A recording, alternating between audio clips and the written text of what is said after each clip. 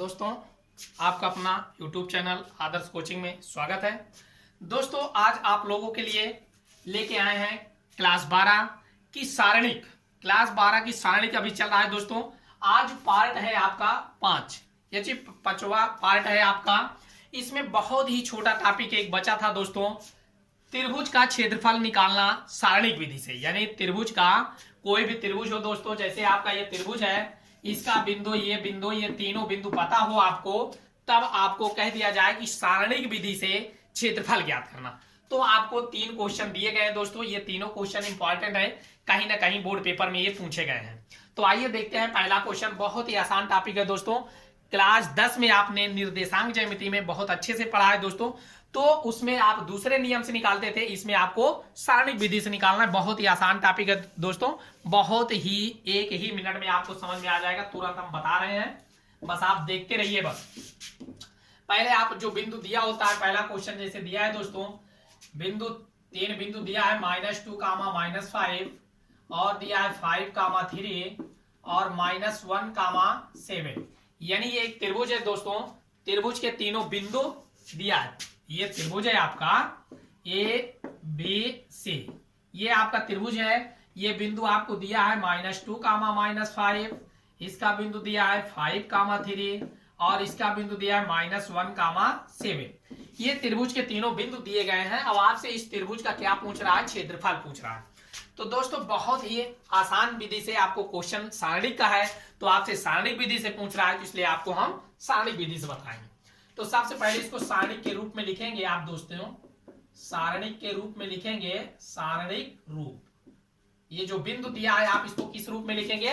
सारणिक रूप में लिखेंगे। जब सारणिक रूप में लिखेंगे दोस्तों, तो आपको थोड़ा सा ध्यान देना है, बस सेम उसी प्रकार लिख लेना है जैसे आपको क्वेश्चन में दिया है, उसी प्रकार आपको लिख लेना है दोस्तों, और कुछ भी नहीं करना। इतना आपने लिख लिया, एक यानी 1 और बढ़ा दीजिए, क्योंकि सारणिक में बराबर की होना चाहिए 3 रो और 3 कॉलम, यानी 3 पंक्ति होना चाहिए और 3 स्तंभ होना चाहिए। अब आपको ये सारणिक के रूप में हो गया। अब सारणिक के रूप में हो गया दोस्तों, तो आपको बहुत ही आसान नियम हम बताए हैं कि आप त्रिभुज का क्षेत्रफल का सूत्र होता है दोस्तों। यहां आप लिखेंगे थोड़ा सा, त्रिभुज का क्षेत्रफल, त्रिभुज का क्षेत्रफल बराबर 1/2 लगा देंगे दोस्तों, बड़ा सा ब्रैकेट लगाएंगे। 1/2 आप त्रिभुज के क्षेत्रफल में लगाते हैं दोस्तों, तो 1/2 लगा देंगे। अब आपको कुछ नहीं करना है, पहले वही सारणिक विधि से, जैसे -2 लिया हमने, -2 लिया दोस्तों, तो आपको पता है ना तो ये लिखा जाएगा रो, ना तो ये कॉलम। जितना आपको देखें, हम हाथ से ढके हैं दोस्तों, तो इतना नहीं लिखा जाएगा। जो बचा है आप इतना लिखेंगे, तो इसमें हम त्रिया गुणा कर देते, 3 × 3 -7 × 7, ये आपका हो गया। फिर उसके बाद आपको पता है ये प्लस होता है, फिर ये माइनस, सूत्र का माइनस दोस्तों, और ये माइनस क्या कर देगा? प्लस कर देगा, तो आपका 5 आ जाएगा। अब उसके बाद इस 5 को हमने लिया, तो इसको नहीं लिखा जाएगा, ना ये लिखा जाएगा, जितना ढका है दोस्तों नहीं लिखा जाएगा। अब इसमें और इसमें गुणा करना है, तो 5 से 1 में गुणा करेंगे दोस्तों। नहीं, चलिए एक क्वेश्चन एकदम विधि पूरा विस्तार से बता देते हैं, जैसे आपको आसानी से समझ में आ जाए। अब जैसे हम -2 लिया दोस्तों, -2 लिया, तो आपको पता है ना तो ये लिखा जाएगा, ना ये, जितना बच रहा है उसको आसानी से, थोड़ा सा लंबा जाएगा लेकिन बहुत ही आसान से समझ में आएगा। माइनस होता है, माइनस +5 कर देगा। फिर आप ना इसको लिखेंगे, ना इसको लिखेंगे दोस्तों, 5 लिखेंगे, -1 लिखेंगे, 1 लिखेंगे, 1 लिखेंगे। फिर उसके बाद +1 लेंगे दोस्तों, फिर आप ना इसको लिखेंगे, ना इसको लिखेंगे, तो क्या बचा? 5 -1 3 और 7। एक क्वेश्चन हम दोस्तों एकदम डिटेल्स बता दिए हैं, यानी विस्तार पूर्वक से, फिर उसके बाद साइड कर देंगे। अब यहाँ पे 1/2 रहने दो। अब आपको पता है -2 रहने दो। अब जब आपको आने लगेगा, ये लिखने की कोई जरूरत नहीं, आप डायरेक्ट कर देंगे। 3 × 3 करेंगे दोस्तों, फिर -7 × 7, ये आपका हुआ। फिर +5 रहने दो, 5 × 5 करेंगे दोस्तों, माइनस होता है लेकिन ये माइनस क्या कर देगा? प्लस, तो 1 से 1 में गुणा करेंगे। फिर +1 रहने दो दोस्तों, क्योंकि आपको पता है ऊपर से नीचे गुणा करेंगे तो प्लस, नीचे से ऊपर करेंगे तो माइनस, इतना ध्यान देना है। 5 से 7 में गुणा करेंगे 35, माइनस नीचे से होता है लेकिन दोस्तों ये माइनस क्या कर देगा? प्लस, 1 तिक्के 3, ये। अब आपको कुछ नहीं करना है, इतना तो आप सॉल्व कर ही लेंगे। अब -2 रहने दो, 7 में 3 घटाएंगे दोस्तों, तो -4 आएगा। फिर +5 रहने दो, इंटू 5 में 1 जोड़ेंगे 6 होगा। फिर +1 रहने दो, 35 3 38 होगा। ये। अब उसके बाद 1/2 रहने दो, -4 से -2 में गुणा करेंगे, -4 × 8 हो जाएगा, प्लस 6 पंचे 30 हो जाएगा दोस्तों, और प्लस 38 से करना 38। ये अब आपको पता है ये दोनों प्लस में है दोस्तों, जुड़ जाएगा, ये माइनस में है घट जाएगा। तो आपको ध्यान देना है थोड़ा सा, 38 में 30 जोड़ेंगे 68 होगा दोस्तों, 68 -8। अब आपको पता है 68 से 8 घटाएंगे दोस्तों तो कितना बचेगा, 1/2 इंटू 60, 3 से भाग करेंगे 2 से तो 2 3 6 यानी 30। ये आपका मात्रा। अगर दोस्तों ये इतना थोड़ा सा ध्यान देना है आप, क्योंकि क्षेत्रफल है, क्षेत्रफल कभी माइनस में नहीं आता, जैसे दूरी ऋणात्मक नहीं होती उस प्रकार अगर माइनस में आ जाता है तो आप माइनस छोड़ के आप उसको प्लस कर देंगे। ये आपका हमें विश्वास है आपको बहुत ही आसानी से समझ में आया होगा। सारणी का समझ लीजिए, बहुत ही आसान टॉपिक है। फिर अगले क्वेश्चन की ओर चल रहे हैं दोस्तों। अगला क्वेश्चन है आपका, आप करिए। अगर आपको नहीं समझ में आ रहा है दोस्तों तो कमेंट के माध्यम से आप जरूर बताएं।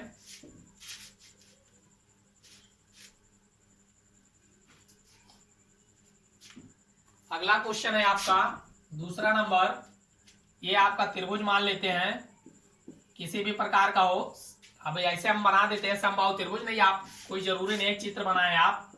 ये आपका मान लेते हैं त्रिभुज है, ये बिंदु 2, -3 ये दिया है। इसका क्षेत्रफल आपसे पूछ रहा है तो पहले सारणिक विधि आप लिखेंगे। यहां आप लिखेंगे सारणिक विधि, सारणिक विधि। सारणिक विधि में आप लिखेंगे, हम आपको बता दिए हैं 2, 1 फिर 1 लिख देंगे, 3, 8 फिर 1 लिख देंगे, 2, -3 फिर 1 लिख देंगे। इतना आपको कर देना है। ये सारणिक रूप हो गया, सारणिक रूप हो गया दोस्तों। अब ये सारणिक रूप बन गया तो अब यहाँ लिख देंगे त्रिभुज का क्षेत्रफल। त्रिभुज का क्षेत्रफल लगाएंगे दोस्तों 1/2 रख देंगे, फिर बड़ा वाला ब्रैकेट लगाएंगे आप। फिर आपको पता है 2 लिया, अब डायरेक्ट कर रहे हैं दोस्तों, हमने 2 लिया तो आपको ना ये लिखा जाएगा ना ये। अब इसमें आपको त्रिया गुणा करना है, 8 से 1 में गुणा करेंगे 8 रहेगा, माइनस होगा लेकिन ये माइनस माइनस प्लस कर देगा, 3 करना 3 इतना हुआ। फिर -1 लिया दोस्तों, फिर आपको ना ये लिखा जाएगा ना ये, यानी आपको इससे इसमें गुणा करना है, 3 का नाम 3 -2 का नाम 2। फिर उसके बाद +1 लेंगे दोस्तों, बहुत ही आसानी क्वेश्चन है। फिर 1 लिया, ये दोनों चला गया दोस्तों तो 3 3 9 -9, फिर -2 8 16 ये आपका। अब उसके बाद 1/2 रहने दो, 2 रहने दो इंटू 8 3 11 -1, 3 में से 2 घटाओ को दोस्तों 1, 1 से 1 में गुणा करेंगे 1 ही रहेगा। फिर प्लस 16 9 25 माइनस में है दोस्तों तो -25 से 1 में गुणा करेंगे तो -25 ही आएगा, डायरेक्ट हम कर देते हैं थोड़ा सा। फिर 1/2 रहने दो, 11 दूना 22 -25 और माइनस में 1 जोड़ देंगे -26, -26 से 22 घटाएंगे दोस्तों तो 1/2 इंटू कितना आ जाएगा -4। अब 2 से काटेंगे दोस्तों तो 2 दूना 4।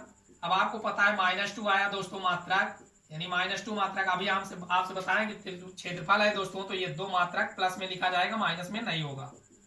ये आपका आंसर है।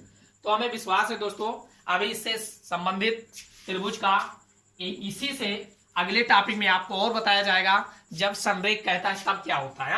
अगला एक क्वेश्चन और बचा, इसको हम करा देते हैं। प्रयास करिए, बहुत ही ढेर सारे क्वेश्चन है दोस्तों, आप बहुत ही आसान आप चाहे जितना करें, आप अपने से भी बना के पॉइंट रख के आप निकाल सकते हैं। एक और समझा देते हैं दोस्तों। अगला क्वेश्चन है आपका, लिखेंगे आप सारणिक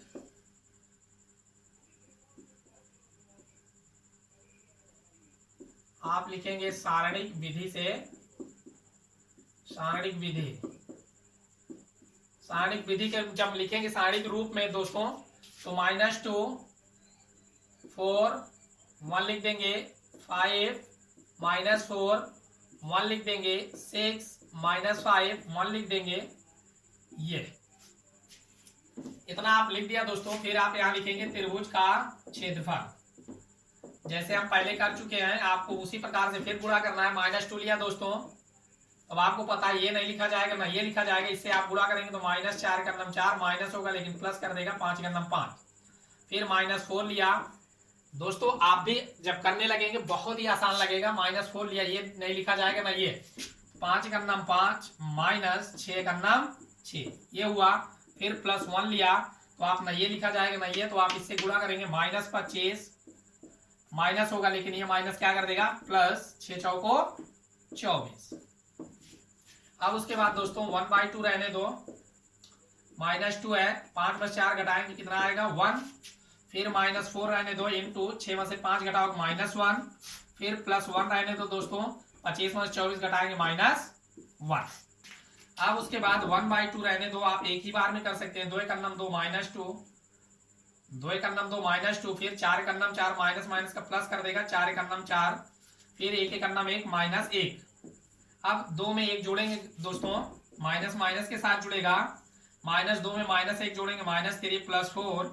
अब ये प्लस में माइनस घटाएंगे, 4 में 3 घटाएंगे 1 बचेगा, 1 से गुणा कर देंगे दोस्तों, तो 1/2 ही मात्रक रहेगा।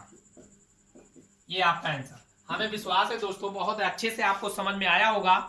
अब एक टॉपिक और बचा है दोस्तों, अगले वीडियो में इसको हम कंप्लीट करवा देंगे। आप अपने दोस्तों के पास शेयर कर दें, क्योंकि आपको पता है इस समय दोस्तों कोचिंग और स्कूल सारे बंद है, बच्चे इधर उधर घूम रहे हैं। कम से कम जहां कुछ नहीं पढ़ रहे हैं दोस्तों, कुछ तो मिलेगा ना उनको, क्योंकि आपको पता है बोर्ड पेपर अपने ही समय पे होगा। ये नहीं है कि क्लास जब आपकी अगस्त से या सितंबर से चालू होगी तो ये नहीं है कि उधर आपका टाइम बढ़ जाएगा, उधर कुछ भी नहीं बढ़ेगा। तो इसलिए आप लोग जो थोड़ा बहुत दिन में खेलते हैं, टाइम बचा के 1 घंटा जरूर पढ़ें। थैंक्स दोस्तों, फिर मिलते हैं अगले वीडियो में।